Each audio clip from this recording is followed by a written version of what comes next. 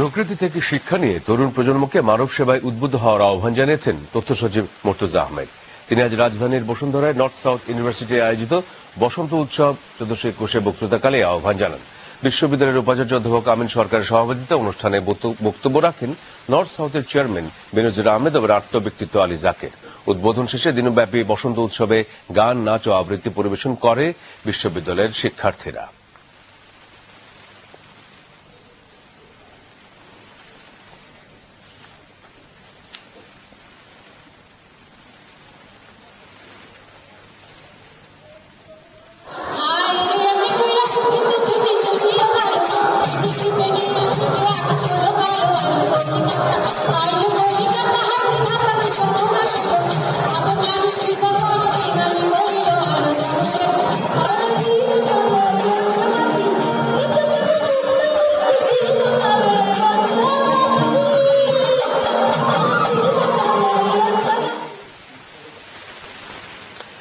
মায়ের ভাষার মর্যাদা রক্ষায় প্রাণ বিলিয়ে দিয়েছিল বাঙালি।